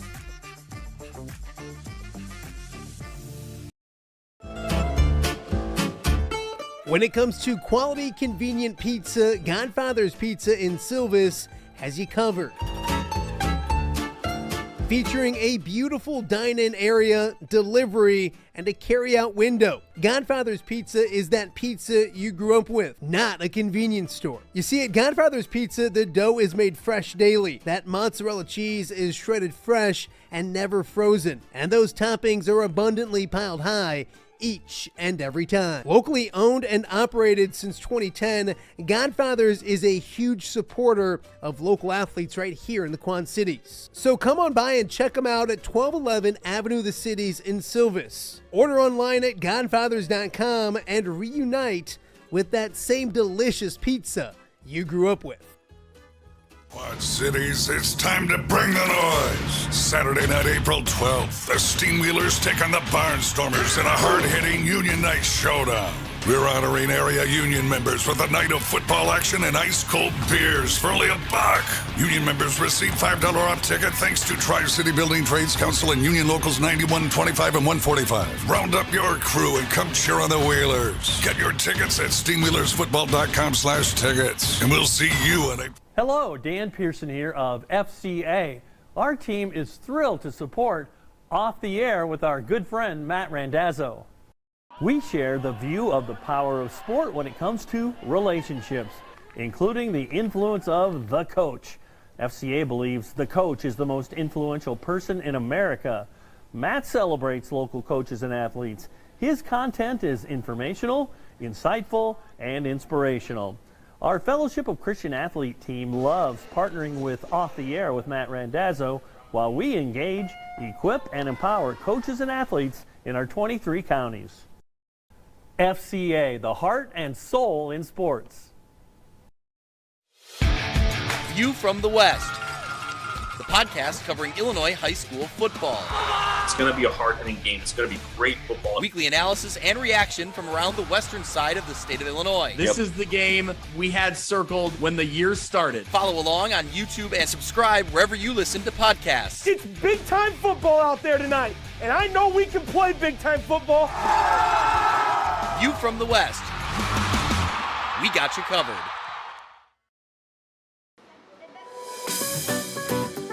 Are you looking for the Quad City's best chips and salsa? There's only one dude to turn to. Right on. Snoop. Hand-cut chips, fried fresh with that crunch you've come to love. And the most addicting salsa with delicious fresh ingredients each and every time. Pick up your chips and salsa, queso, enchiladas, and much more at the Stern Center in Rock Island. To place your order, simply call the man himself. It's Snoop at 309-314-8197 and find out for yourself what the rest of the Quad Cities already loves. Welcome back to Off the Air on a Thursday here in the Quad Cities. And it's funny because Jay's here and I'm like doing 5 different things at the same time, but I'm almost ready to welcome my next guest. Just got to change the name so we don't see Jake Brend under this guy's name. We see the one and only T. Roy. Are you back at Willie's? We are at T. Roy, where'd you go? We are at Swirl today. Swirl today. Sorry. No, you're good. You went away. Somebody keeps trying to call me in the middle of our shows, and I don't understand why they do that. I don't know why the entire Quad Cities is not watching my show and trying to call you. And me. No, yeah. So I'm at Swirl Wine Bar, which is in Bettendorf as well. It's about 200 yards from Willie's to the west, out in front of the original Betplex area. Okay. So, yeah. That is. You're always so busy. I love it. What you do basically is you just go to a different place every single week so you can promote a different place. And I love that. That's a perfect way to do it. I go to my house the first week. Yeah, that's true. Well, go over to T. Roy's house. That's the. Yeah, I mean, I just wanted you to come party. Hey, I want to talk to you about something you've been doing on your commercials. Yeah. You know, there's child labor laws when it comes to that. You can't be using your kid all the time. You know what? I'm behind on it, but Rafferty Funeral Home is a great sponsor of the show now, and I got to get his up and going. I went and shot it, but like my kids are like, "Hey, Dad, I have 2 that aren't in one," and they're like, "Well, which kid are you going to put in this one?" I'm like, I don't know if it's the greatest idea to put one of my kids in a funeral home sponsorship. That's probably a commercial that I need to probably keep them away from for right now. But look at you drinking wine. Do that I'm again. At Swirl. Do that. Oh my! Look at that. That should be a commercial right there. You told me last week that I could drink during the show, so I'm taking full advantage of it. I've been given directive. And also, by the way, I know we're in the mood of April Fools. I played a trick on you today. Uh-oh. What's that? So instead of having like some fancy little fact or trinket at the end of the show or the end of my segment, which you are the show. Guest. You are the show. I brought a special guest with me. No way. I can't. Speaking of bring your kids to work day. This is it. We're back. Look at that. I wish I could. I don't think I can. Jay can't hear you, or I'd put Jay up in the 2 box as well because Jay Kidwell's here as well. But I haven't figured all that out. My Jay. I have a Jay Kidwell. You have a Jay Foster. So yeah, well, they're both Jays. They work out. They work well together. Yeah, he's the man that started it all, really. Kid. Yeah. Kidwell was one of our first guests on our show back in the day. So. I know it. Well, this is Don't Hassle Us, We're Local. I love it. Jay, do you miss it? You want to come take over? You can come out anytime you want.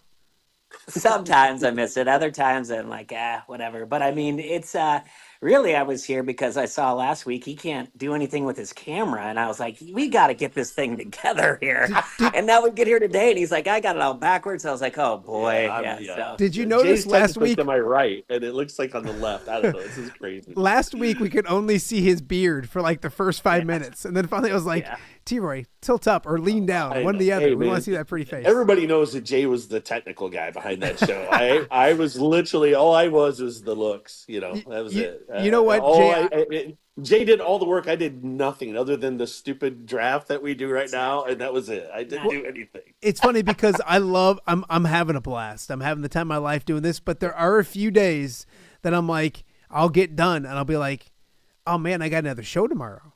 You know what I mean? Like it's you have fun and you're focused on the task of doing a show. And it's one thing when I'm doing a 4-minute newscast on a during the week, but like it's 2 hours. So like that is the one thing I've learned is that like plan ahead, because like it goes quick and the next day comes right around the corner quickly. So look at you two back together again. My goodness. This is, I know. It's like, the ratings are skyrocketing. I can't wait to see what Twitter looks like right now and YouTube and all that kind of stuff. I think we're Smokey and the Bandit. I think that's our. Who's thing. Smokey and who's the Bandit? I don't know who's Smokey. No, it'd be Snowman and. Snowman and yeah, we okay. don't. Yeah. I was thinking. I was going to say Thelma and Louise more than anything, but that would work as well. Yeah. So which one gets to make out with Brad Pitt? Yeah. hands down. Nobody's making out with Brad Pitt. All right. Hey, all right. Anger did. Did he? He probably has. I heard Anger like put one right on his face. That's what I heard. Hey Jay, are you going to be at Oscars? They were after him. Jay, are you going to be at Oscars on April 24th? It's Thursday, right? Yeah. That the date? Yeah. I'll be up there. Yes. Sweet. Yeah. All right, we're going to start promoting that more. We're gonna have food catered in from Jerry's. So some snacks, appetizers, stuff like that. Yeah. So yeah, it's going to go out on our socials here pretty soon. So the NFL goes to different sites. You get to go to Oscars. I think you win in this. It's 100%. Pat was on. Otherwise, you'd have to go to Green Bay. Who wants to go to Green Bay? Nobody wants. Last year in Detroit, signed me up. I would have been there in a minute. But no, I had Anger on Monday like always, and I said, Pat, don't forget about the 24th. And he's like, Yeah, I'll be there probably. Yeah, so you know how Pat is, but Pat Anger will be there. I think Julian Vandervelde is going to try to swing by that day as well. So we're going to try to continue to get as many people as we can up there and kind of support. I think Tommy Cake and Shake, is that what we call him? Tommy Cake? Shake and Cake, man. Shake and Cake. I think Caker will be up there as well. So that'll be a ton of fun. That is April 24th, Oscars in Bettendorf. Instead of doing the show from 10 to noon, we're going to do it from 5 to 7 right before the NFL draft gets started. So it'll be a ton of fun. So we got a draft to get to because I got Jay Kidwell hanging out next to me. I gotta get to him. He's getting cranky. Can I wave at him? Do you have I'll put him up. I don't. Yes, there's the way to do all this. But there he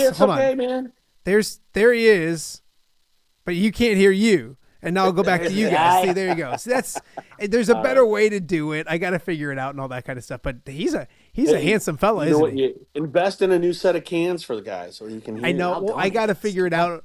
I do because this is way too much inside baseball. But this one can go to him, and then I got another one there that can go to me. But I don't know. You guys threw me for a loop. All of a sudden, Jay came walking out from the distance like he's the Undertaker or something like that with the light behind him and everything. I was like, yes, let's go. So okay. If I had a bell to ring, I would have done it, dude. That big giant dong, and the lights would have went out, and then. It's Buster! Oh no! I love it. If I would have known that this is the way it was going to be, I would have just scrapped my first hour, and we could have just done this for the first hour. Like this could have been what it would have been. But maybe we'll do that someday. Let's do that someday. Yeah. Let's do eventually someday. Let's do a Don't Hassle Us, We're Local flashback. And we'll just do the show with you guys for 2 hours. You want us to come in studio to do that, though? Well, yeah, we have to bring in the headphones thing adapter so that he can have multiple headphones. Yeah, we can get you in here. We'll get you in here. We can prank call people. Yeah, it would be great. It'll be the best television / streaming whatever we're doing. We can prank Anger at work, and I can call him with a voice like the Jerky Boys used to do back in the day, and see if you can get me alone. You act like Anger is actually working. Prank him at work. Good God, that's cute. That's good. Bless your heart. We got through 11 last time. No, we got through 11 last time. Yep. What are you doing today? 12, 13, 14, 15, and 16? Yes, sir. Yep. That's where we're at. So at 12, we have my Dallas Cowboys. A lot of needs here for Dallas. Mainly offensive line, wide receiver, and running back. I don't think that this kid they got on the free agency from Denver, the Williams or whatever, I don't think he's an answer at all. You're basically they lost Brandon Cooks already. They're really, really, really light in the wide receiver room. Obviously their studs are stud, but they don't have anything past that. And then of course the retiring of Zach Martin is a huge blow to them. But I mean, the guy is going to be a first ballot Hall of Famer. That guy's just a huge stud. So what my theory is with Dallas going into this pick, Jerry is going to take the best available player at any position that matches either running back, wide receiver, or offensive line, preferably tackle, but he'll take somebody that's versatile as well. So with who's available, Tet McMillan hits that box, the wide receiver from Arizona. Size, speed, going to be a great compliment to CeeDee Lamb. And I look at it as if, Dak then has a dual threat weaponage like Cincinnati does with Burrow and with Chase and Higgins. So, boy, if Dallas gets Tet, I will be extremely happy. And I know they have a lot of other needs. It's not going to mean that they're going to the Super Bowl, which they never will as long as Jerry's alive. But I've just reserved that in my head, so that way I don't have to. I'm not a delusional Cowboy fan by any means, but. Yeah, the dream's over. Were you tempted to take Ontario Hampton at this spot? Lamar, yes, very tempted. He is. I wouldn't be surprised to see Jerry do that. The other guy that I thought, if he would have fallen to Dallas, would have either been Kelvin Banks or that Armand Benbu, the one that moved up in the ranks. So if one of those two is available, I think he goes offensive line. But Omarion Hampton is a stud, and I think he's coming up real soon. Not today, I'll give you that little sneak peek. Ooh. But he's not coming off today. But I wouldn't be upset with that either. I just, he's going to be a stud. I think, we talked about last week. I think he ends up being the Jahmyr Gibbs of the draft as opposed to Janty. So yeah, no, and also there's a lot of running backs in the second round. So teams that want running backs, I think there is a difference between those top two and the rest, but there's still really good running backs, including a guy that used to play at the University of Iowa. So Miami is at number 13. Who do you got for Miami? So Miami at 13. Top needs for the Dolphins, safety and offensive tackle. That being said, the top safety out there, and this guy is definitely way up there in the rankings too, just overall rankings. And so we're going with the safety out of Georgia, Malachi Starks. No, I've heard a lot of good things about him. And Miami, while their offense was fine, their defense, that's kind of where they need the help, is that secondary and that back end. So, and plus, we talked about it, T-Roy, if you're going to draft a guy from Alabama or from Georgia, you're probably going to get a pretty good player. Right. We did. That was last week, like we said. I mean, look at what the Eagles did. They drafted so many guys from Georgia. Well, it paid off, huh? Yeah. No, it does. So I'm like, yeah. So I like this pick for Miami. It checks a huge box, and they get a guy that is going to be just a plug-in day one starter. So we are doing our .08 mock draft with the one and only T-Roy right now. We're nearly halfway through it. Indianapolis has a little draw to me because for about 4 years I was a big Indianapolis Colts fan until Pat broke down and broke all of our hearts because he had to retire. So where does Indianapolis go from here as T-Roy stays hydrated here on a Thursday in the Quad Cities? All right, so like you said, this is Pat's team. A lot of big needs here for the Colts. Safety as well. So if Malachi Starks falls, I can see them taking him. Corner, I don't see any of the top corners falling to this spot. At least the ones that we have already taken off the board, especially Will Johnson from Michigan. But tight end. So people are saying that this guy that they're going to take is the next Gronk, and that's Tyler Warren from Penn State, and that's who I haven't taken. Yeah, he's a good football player. He really, really is. And you know what? If you're going to go with Anthony Richardson, you're going to need to get some guys around him as well. So I don't hate that pick at all. Do we think it's going to be Anthony Richardson of the year, Jay? Well, it seems like they're stuck with right now. I mean, no, they got Danny Dimes. That's not all right. I'm just saying. It's fun to say Danny Dimes, but that's not. It's not. It's Jay used to say Danny. No, Dimes. I love it because that reminds me of the show. T-Ray would say something, and then Jay, as the responsible adult in the room, would go, no, just kind of dismiss it. It was the same tone, same everything. I loved it. No. Yeah, it's great. All right, Atlanta. I'm sorry, Atlanta at 15. Yeah, Atlanta at 15. A team on the rise. I think they're getting there, right? They have their quarterback per se. We'll see. They don't. You know what? Atlanta to me is Dallas with different colors, because Arthur Blank and Jerry Jones to me are the same owner in a way. They both want to be the guy that's out there getting the headlines more than their players. Yeah, they want to be the face of the franchise. I feel this, right? And the signing of Kirk Cousins to this huge contract, he gets there, he underperforms. They drafted their rookie, they leave him there, then they start him the rest of the season. They have some weapons. I would say Drake London was top 5 receptions last year. They have Dijon. They have the running back. We've never seen much happen with Kyle Pitts, but that being said, the Falcons need some defensive help. Top needs, edge rusher, cornerback, and wideout.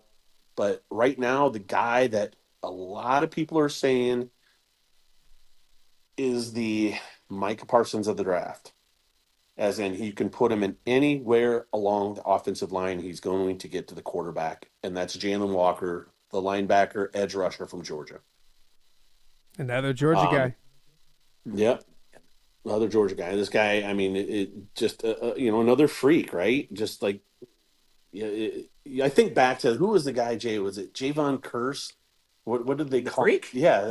He was the first freak, right? They're the first one they called the freak. Now it's like every year there's somebody that's a freak like that. Like, oh my God, this guy is 6'4", 260 pounds, and he runs a sub 4.5 40, like, oh my God, where are they getting the speed? So from that size. So yeah, I feel that's where the Falcons go, and that's where they need the help the most. Arizona at 16 was interesting last year because they played well at times. They have Kyler Murray as their quarterback. I do like their head coach. I think their defense has to get better. Do you go defense here, or where do you go with the Cardinals at 16? Last pick of the day. Yeah, the 100%. Their top 2 needs are on the edge or on the line of the defense, and then just going along the list of freaks, right? The very next one in line, Shamar Stewart from A&M. This guy ran a 4.59 and a 40-inch vertical at the combine. That's crazy. I mean, so I liken it to J.J. Watt, right? He's coming off the edge. He's fast. Oh, you want to throw? You think you're going to get it? He's jumping up, swatting the ball. I mean, a 40-inch vert for this guy. And I forget his measurements, but, I mean, he's not a small man. No. That's insane. I mean, that's kind of Hobbs Foster has. That's what I was just going to say. And you look at it, he was a 5-star recruit that maybe didn't perform at that level at Texas A&M where you thought, but like he's a raw freak. And I think you're going to get somebody that if you can get him and coach him up and all that kind of stuff, you're going to be doing pretty good. Yeah, I was watching some snippets from some of the other draft experts. None as good as me, but I like to listen to other people's opinion. And the thing is there's a lot of people out there between some of these guys, and they're like worried about their off the field issues. And when you start looking at it, and then I dug into another article, it's like people are just trying to muddy up the waters so that the other teams don't know what they're doing. None of these guys have issues. Yeah. Like one guy, it's the kid out of Tennessee. They were trying to throw some shade at him, the edge rusher out of there. And it's like, Pierce. He had like a traffic violation. Yeah. Like they're using that as I don't know. He had a ticket for speeding. Like, no. It was 15 to 35. They got me in Davenport with that damn camera the other day. Did they really? Damn them. It's a good thing that the car's licensed to my wife, though. Ha! Sucker. Yeah. So, well, I love it. That is through 16. So we're halfway home. We'll be doing this again next week, either Wednesday or Thursday or Tuesday, whenever we figure out which day T-Roy is less drunk, the soberest, and we're gonna go from that. And we're gonna bug you guys. We're gonna start a group chat after this. We're gonna figure out a day to do a reunion show to get it back going again, get the Hasslers back out, and kind of have some fun, because I think that'd be a great, especially this time of year when things slow down a little bit. there's nothing better to do than to talk stupid stuff with you two, right? If anything, I'm stupid, so we can do that. We're good at that. Yeah, really. We survived COVID. So yeah, we did. We drank our way on air through COVID. I love it. Hey, that's how I did 25 years of my career. No, boys, I appreciate it. Where are you at again? Comes out. Are you at shit canned him? He didn't quit. They said, "Get out of here, drunk." Where are you gonna be at next? Where are you at again today? Swirl. We're at Swirl Wine Bar in Bettendorf. I don't know what I'm going to do to you next week. I might. It might be at home. It just depends. Sometimes it's like, where can I be that's one quiet? Of these Last days, week I felt was a little too loud. You do have to come out to the house one of these times. For sure. And I think I want to get out to the house definitely before the 24th. So, yep. So, yeah. We'll make it happen. I do want to say something. When he made his first appearance, he said, "How did I do?" And I said, "Your presence is better than your voice. You've got to get out to Randazzo's. He did say that. So I did say, I think your presence is better than your voice. Even though I love to listen to him, I love to see what he says in person and the camaraderie he has with you going back and forth. So, Jay, and by the way, he was the first person I texted or called. I'm like, how did I do? Jay, I'm gonna end this segment by signing off to "Don't Hassle Us, We're Local" like I did that one day. Do you remember that? I got done with T-Roy and I said, "Thanks for watching. Don't hassle." Off the air with Matt Randazzo. So, I appreciate it, boys. It's good to see you two back together. This is the first time these two have seen each other in 4 years. You guys haven't seen each other in sure. Yeah. If Sergio comes in you here, got to meet Marlisa. What are you? She's our owner operator here at Swirl Wine Bar. She's a certified sommelier. Hi. I thought you were gonna bring on.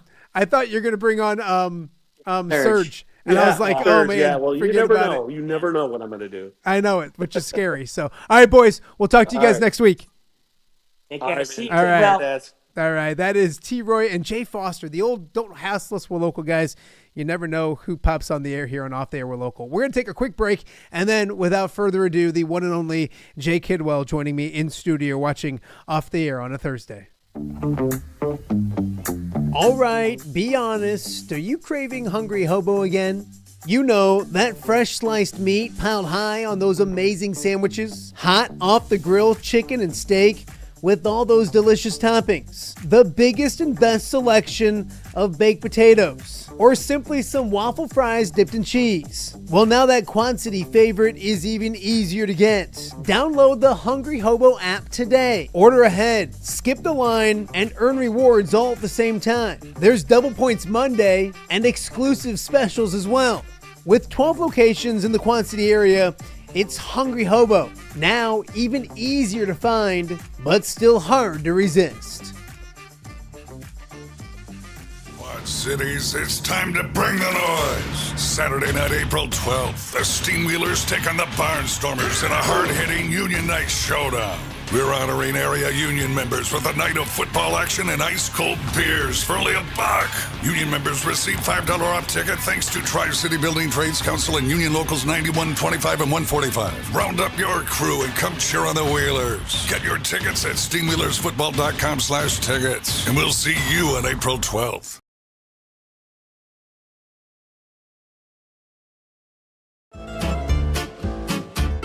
When it comes to quality, convenient pizza, Godfather's Pizza in Silvis has you covered. Featuring a beautiful dine-in area, delivery, and a carry-out window. Godfather's Pizza is that pizza you grew up with, not a convenience store. You see, at Godfather's Pizza, the dough is made fresh daily. That mozzarella cheese is shredded fresh and never frozen. And those toppings are abundantly piled high each and every time. Locally owned and operated since 2010, Godfather's is a huge supporter of local athletes right here in the Quad Cities. So come on by and check them out at 1211 Avenue of the Cities in Silvis. Order online at godfathers.com and reunite with that same delicious pizza you grew up with.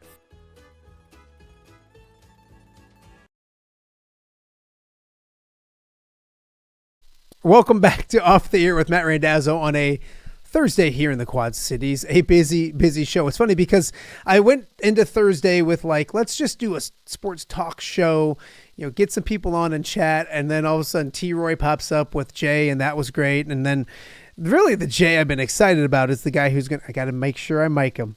I knew I was going to do this.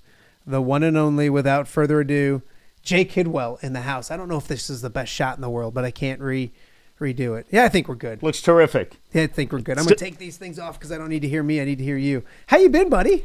I am doing great. And by the way, how great to see the Don't Hassle Us crew. Right? Next time I'll bring a bottle with me if drinking is allowed on your show. Know, right? Well, it's not just when you drink it, when you sip on wine, it's classy. Yes. He's such a classy guy, T-Roy is. But no, and they mentioned you. I know you couldn't hear. And it's funny, a buddy of mine who helps me out with all this nonsense was like, hey, we can set all that stuff up, which I knew we can. What I was going to do, Dane, was give him the headset and then give me one in here, but we won't talk through TV. We'll talk later. But yeah, so but it would have been great to do this all together. But yeah, those are the guys. They were, I don't want to say inspiring me because I don't want to give them too much, but like I would love to go and you did the same thing for a couple, 2, 3, 4 years, whatever it was. They did a great job giving local sports content every day. Over, I think at Pints is where they were doing it, if I recall. Maybe they mixed it around a little bit. They started at Pints. At Pints. And then they were at the radio station. Okay, yep. They were in the radio station, and they did it on 1170. It was probably 93.5, ESPN 93.5 for a little while, too. But they did it from out of there as well. But, yeah, they kind of – they're goofballs, and they're fun, but they're creative, and that's what I loved about them. Yeah, no, they were terrific. A lot of fun stuff to go, and 1170 is now off the air. It's disappeared. That's what I've heard. Which is kind of a legacy station over the years. Yeah, I mean, Dan Burch started K-Jock way back in the day when I was young and listening to that. I guess I ran him off the air. Yeah, that's not exactly what happened at all. How you been, buddy? I am doing well. And by the way, the house looks fine. So no worries at all. I heard your great open this morning. I almost felt guilty. Maybe I should have just done this on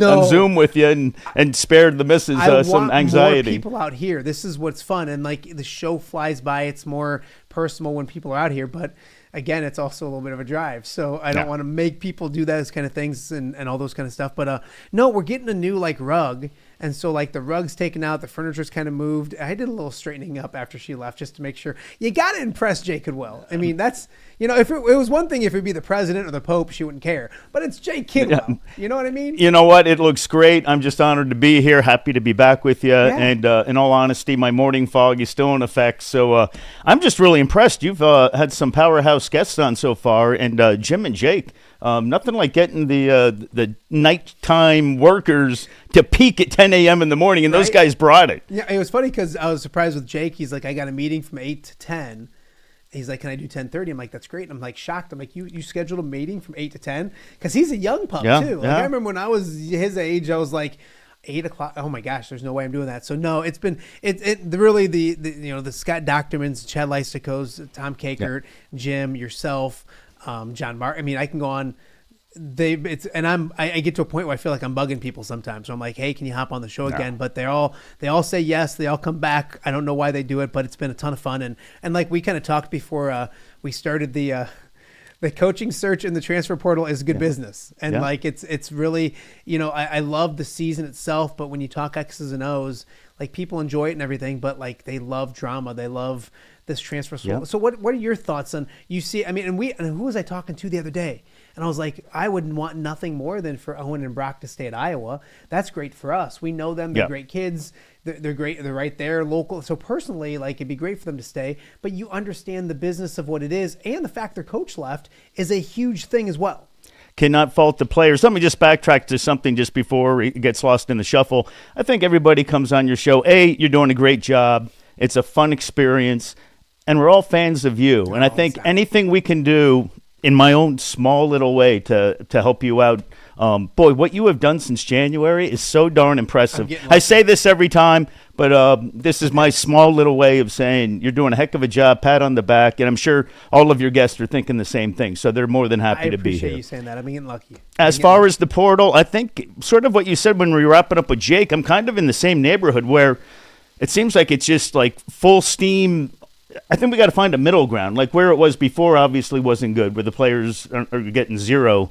But now it's just sort of gone full tilt to where it's just sort of mayhem. maybe at some point we'll find a middle ground. But certainly, you know what, the players, this may be their time to cash in. They may, there may not be a future after these few years, after this handful of time in college. So I certainly can't fault the players for doing what they're doing. And you know what, TCU and Creighton, we're going to have a new look on those guys this upcoming fall. So, good for those guys, Brock and Owen.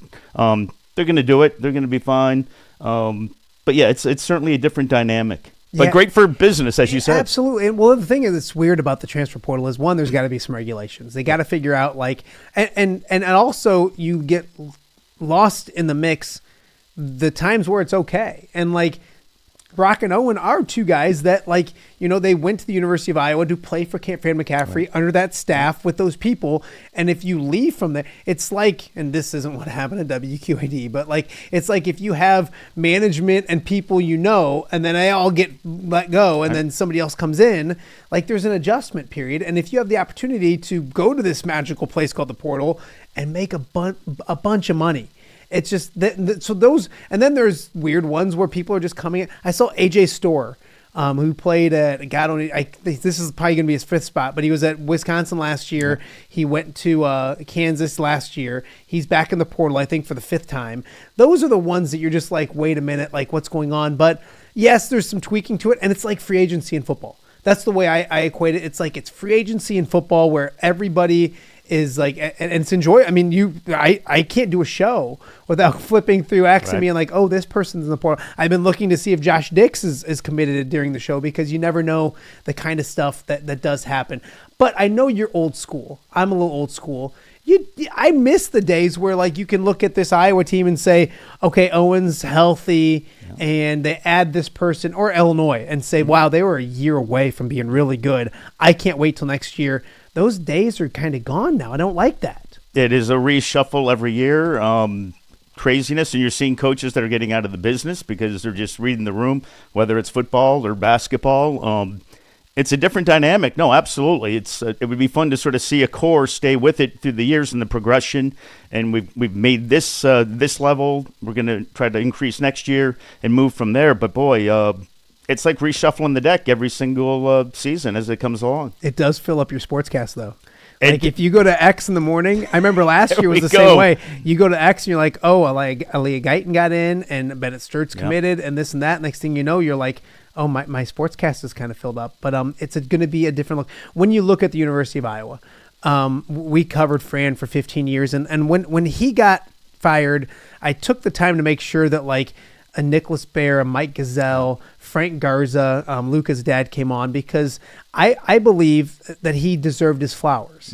That he's the winningest coach in program history, did a ton of good things. Yes, he didn't make a Sweet 16. Yes, there's things you can, but for the most part, I believed he deserved his flowers.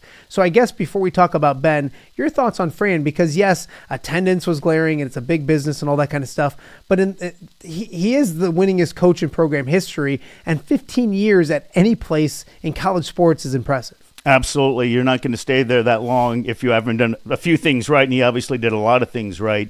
To get the players that he did and to coach them the way they did, and the success that many of them have had and will have, says a lot about him. Obviously, are there hiccups there along the way? Absolutely. Find me a coach that doesn't have hiccups. I mean, good luck with that. Yeah. But maybe it was time. Maybe it's time for Iowa to go in a new direction. And, Fran obviously bounced right back to Penn, so good for him, and see how that shakes out for him. But no, it's certainly worthy of celebration, and let him have his moment.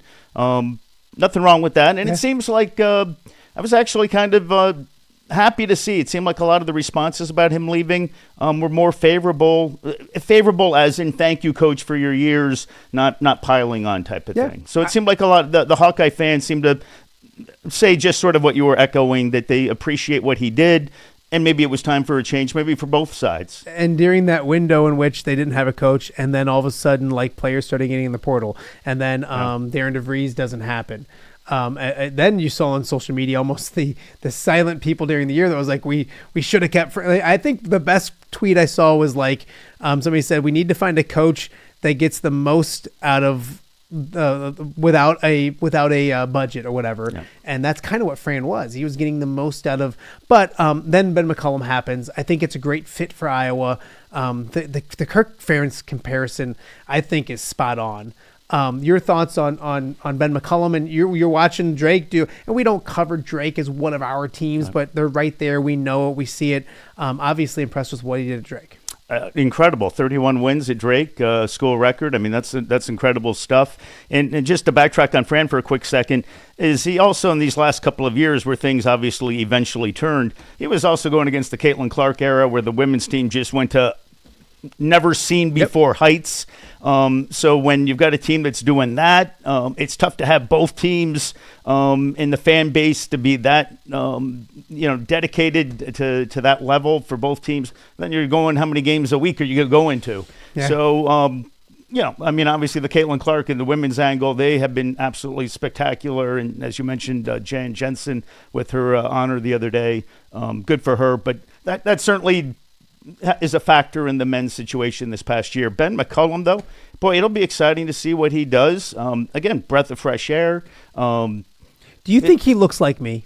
Have you seen that? I have seen that. I don't see it. I can see that, but you're missing the shirt and tie. I was thinking of a shirt and tie when I was going to come out today. I thought maybe I should throw on a shirt and tie today. You better not have. All right. Well, I mean, look at me. I mean, here I am. Come out that was all dressed nice and oh no, it wasn't. Last week I had lunch with Jim Mertens was in town. Yeah. And I sent a picture. My wife loves Jim Mertens, and Jim here in the Quad Cities is wearing a shirt and tie. And she's like, "Why is he wearing a shirt and tie?" I'm like, "Because he's Jim Mertens. That's what he does. He wears a shirt." You need to be wearing sweatpants because that's what you do. You're Jay Kidwell. You wear sweatpants. That's what I do. The shirt and tie comes on about maybe 15 minutes before airtime, and then probably about 5 minutes or 3 minutes after last weather, it is off. No, I was the exact same way.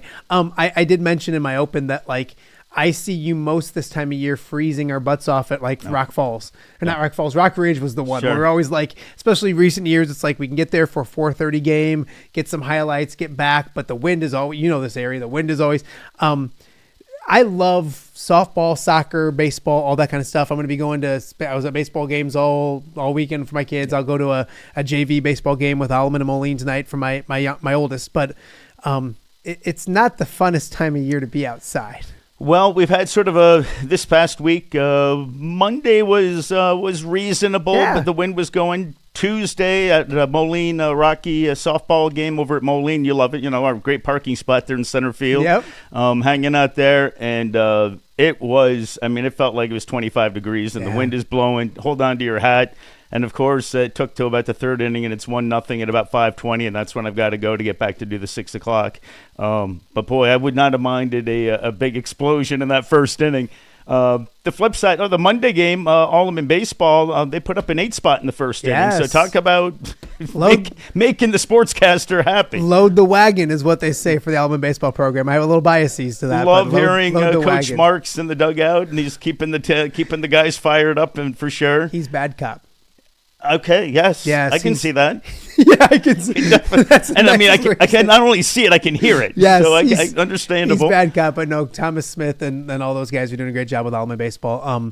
They and Moline, even the score yesterday. Yep, so they did. Moline got there, so I don't want to get too biased. They hit a home run at about 5:02, which is great because it fell into my window of recording. No. So I live that. I know exactly what it's like. It's funny because you're inside for so long, and I think the last thing is that senior all-star game, and over at Augie, and then it's the next day you're outside, and then you're not going to go back inside for a long, long time, and that's just different for us as well because you got to figure out you're not to get too technical, but camera settings, all that kind. It's just different being outside. Yeah, it is. Well, sort of as over the years that you enjoyed.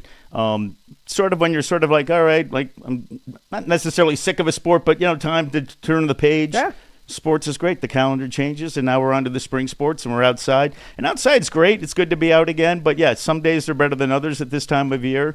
The one thing over the years I've learned is bring the heavy coat. It's always easier to drop it in the grass than to be out there shivering for 3 or 4 innings or what have you. Yeah. So go prepared, but great to be out and start doing up the different stuff. But yeah, I miss seeing you out there. I would lie if I say I haven't looked around and said, where are you shooting today? And, I know. and nowhere to be found. I joked that I would see Jay Kidwell more often than my wife, and that's probably why I've been married for as long. Probably why you have been married as long as you've been married as well. A couple more things I wanted to talk to you about. I think I want to start with baseball, with the Major League Baseball. I'm getting there. I'm getting into it. I didn't like it was weird because opening day didn't feel like opening day because the Sweet 16 was going on and everything else. I don't know how you fix it or anything, but I love baseball. I'm getting into it now a little bit more. But the Cubs are 5-4 in the season, and all of a sudden I'm like, wait, they're almost 10 games in, and I've probably seen 3 games. Are you into baseball yet? I know you love baseball. You're a Yankees guy, all that kind of stuff. And does it take a little bit, do you think, for the majority of fans to get moving when it comes to Major League Baseball? Well, it didn't help that 2 of the Cubs games were at 5 a.m., so that doesn't really end. I get wanting to hit the world up. I get all that. But, when I got kids that are trying to get up at 5 o'clock in the morning, that's not good. No, I mean, I guess I get it. I mean, hopefully that's a one and done, and they did it and what have you. I would say the Yankees scoring 20 runs on Saturday against the Brewers and their explosion 9 home runs and gets what your they attention. did. Yes, that gets. Of course, now they've lost 2 in a row to Arizona, so now we're 3-2. But anyhow, no, I'm into it. I'm excited to see it, and I'm glad for the Cubs to be doing well. Cardinals are off to a nice start, which is good because that fan base is so good as well that they and they've been they've had some rough goes recently, and the White Sox at least they're not sitting there like the Braves who. I think they're still winless unless they did pick up a win. Maybe they did pick up a win the other day, but they're playing the Padres and Dodgers, 2 of the toughest teams going. I think they got the talent. Do you have a World Series prediction? Have you thought about that far? Greg Armstrong was on a couple weeks ago, and we did our World Series predictions. So I had to do a little bit of homework when it came to that. Do you have are you a biased Yankees guy? They're really good.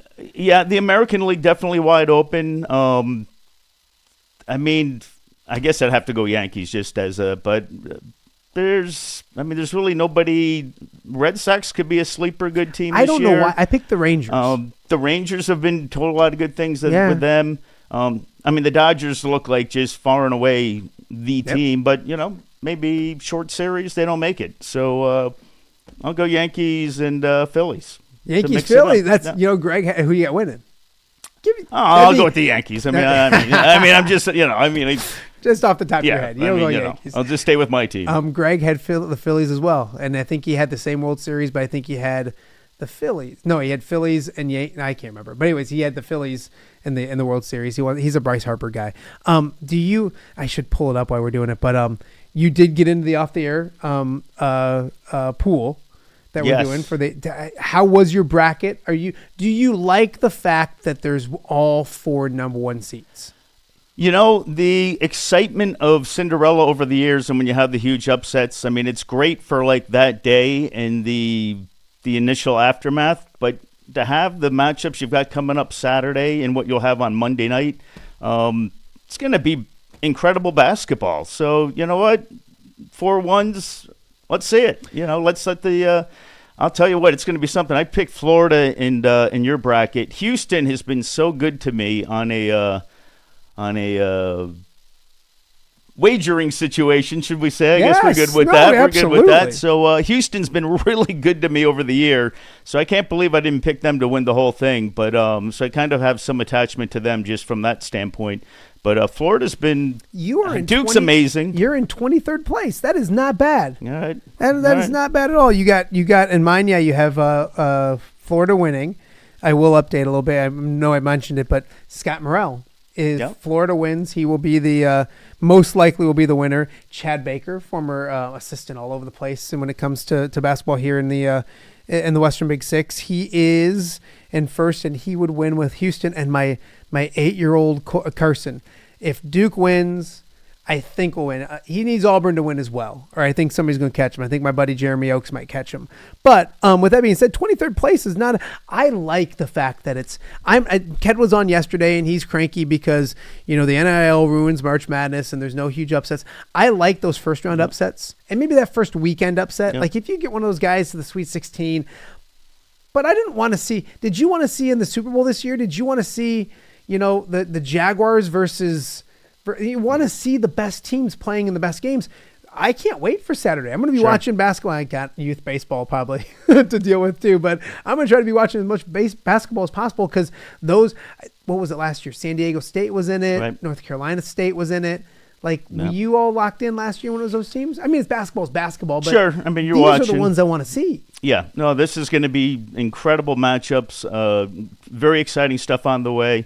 The upsets are great, but again, after you get to the euphoria of the upset, then it's like, oh, we're going to be looking at that coming up Saturday. Well, that's a 13-point spread or something. Like, maybe this isn't going to be quite the game that we're hoping for.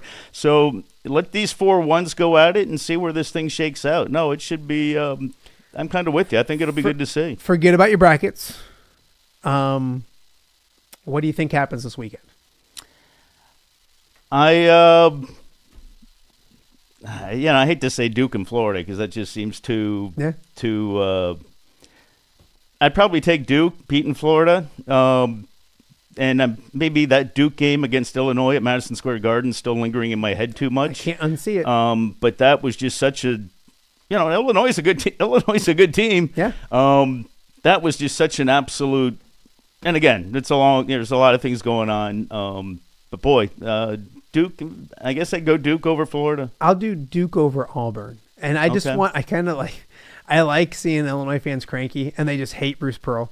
They just hate Bruce Pearl. So, I'm okay with just watching that and kind of seeing it happen and all those kind of things. But I do think Duke's the best team in the country, which is crazy because we talked about old teams, NIL, all that kind of stuff. But Duke's doing it with fairly talented freshmen as well. I mean, they got a few guys that have been there last year, but the main gist of it is all freshmen. So it's kind of cool to see that. As well. I want to talk real quick about what you're doing at Channel 4 because, like we said, we're switching outdoors and all those kind of things. I love the Go For It's. I've yet to be texted about being in a Go For It. Absolutely. But what do you want to do? I don't even know. What's the weirdest thing you've done? So the Go For It, if you haven't watched it, and if you haven't, shame on you, is basically Jay competing with someone in absolutely everything. And it's been when you were in last time, I think you were getting ready to go do a horse with Pleasant Valley's Reagan Pagliano. Yes. Oh, how'd that go? I missed it. I think she beat you pretty good. Don't go look for that one. That was absolutely so embarrassing. I mean, honestly, my head was I was probably turning red beyond belief. I missed a 3-point contest with Reagan. Oh no! Went around 0 for 10 for me. I'm like, just make a couple. Yes. Just make a couple. Bank one in. And then, of course, the whole team's there cheering us on, and Coach Getz is being terrific. And I'm like, you can break the kids down. The team can go and can everybody just go do something? They don't all have to sit here and watch this. And I'm like, off the rim, air ball. And I'm like, oh, man. At least I was going to say, at least you were drawing rim, but there was an air ball or two. Yeah. I finally just made, just lay up to just at least put the ball in the net. Yes. I think that took a couple of times. Did you prepare for that? I did not prepare for that at all. Now, Jay, I'm going to be like a parent figure here. Do you go take a test and not study? You know what? You go to the gym every day. Practice. Usually when you hear, you preference every story with when I was at the Y. Yeah. Well, this is a swimming day. You took me out of the lanes, which is fine. Happy to be here. No, you're right. I mean, I got what I deserved. You should have gotten in there and got some shots up. If I had not shot a basketball if I had not made a 3-pointer in years, how do I expect to just start sinking them out of nowhere? It's funny because we cover sports for a living, but it doesn't mean we're great at them. No. I remember, and that's with golf too. My biggest thing when I got into this was I need to become a better golfer because I was doing more events and emceeing stuff and whatever. And I remember being in a big one for Anaveros. What was that? Was that the what are they? Oh, I can't even think.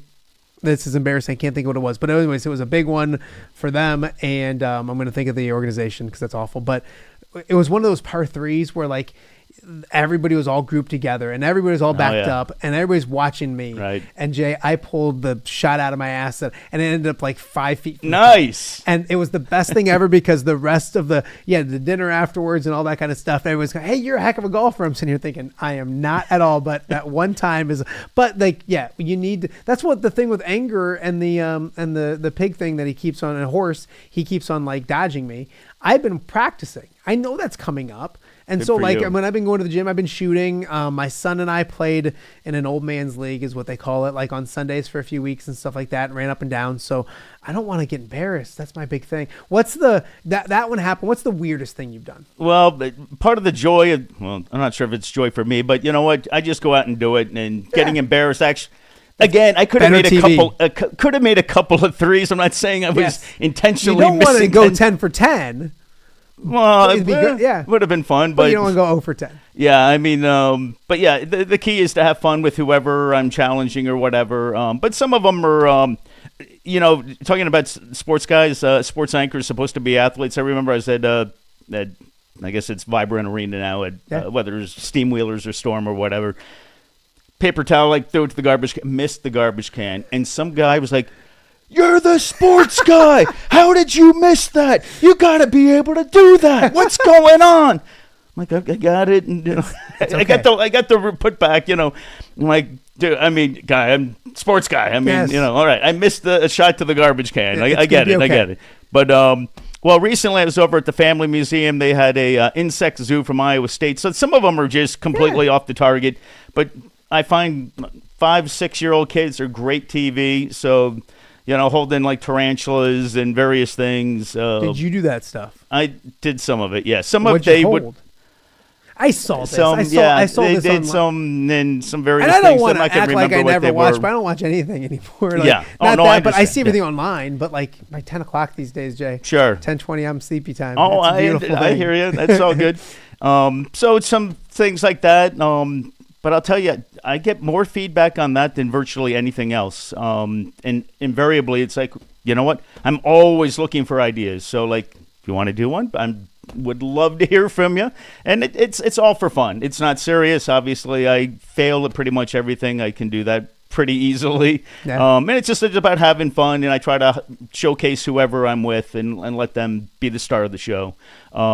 So it's not really about me pretending to be anything dramatic. But I think like Rock Island Softball took on like Taylor Panel back in the day with like a home run contest, and you can imagine. I think I got some into the outfield, so did okay. You just got to at least didn't clear the fence at all, but at least hit some out there. She's killing it down at Texas. Oh, absolutely terrific. She's absolutely killing it, which is awesome. I had a great time when my daughter was down there. Went to a game and saw her down there, and that was a lot of fun. Yeah. And you know how it is to see obviously Brock and Owen most recently, but just the long list of athletes around here, and to see them succeed at the next level and beyond. The best part of the job, in my opinion. Yep, absolutely. It really is the friendships you make, the relationships you make, and all that kind. I still, and I was talking to somebody. Chasen was on one of my first shows, but I'll text Chasen Randall, once every couple months back and forth, just to kind of see what's going on, even when he was overseas and that kind of stuff. Joe Wieskamp, Nicholas Bayer, all those guys. It was funny. You'll get a kick out of this. Mike Gazelle was on last week, and Mikey's my financial guy, but he's also just a great human being. And he was telling us about he's playing in a men's league. It's at Quad City Christian. In fact, I got to find out who won, but he's like, I'm kind of on the Augustana team. I'm like, what do you mean by that? He's like, it's me, Tavian Johnson, Hunter Hill. And I'm like, oh my gosh. It's just like all those. And then Hunter texts me and he's like, hey, are you going to come cover the game on Sunday? I'm like, no, I'm not covering the game on Sunday. But like, it's those kind of fun friendships and relationships that and that's not just in sports. It's not because, that's my thing. I tell people all the time, it's not just because they're good athletes. It's just because you get to know them as people. And that's with everything. Every profession's like that. You get to know people and you get relationships. But I think that's one of the things that we're lucky with is you can tell, I've always talked about, you can tell kind of off the bat, right away what kind of a human being they are and what kind of a kid they are and what kind of human being they're going to be growing on. And we're lucky because there's not too many times I sit back and go, I don't know about that one. Yep. Like we're really lucky that majority of the time you walk away going, man, what a great person. Yep.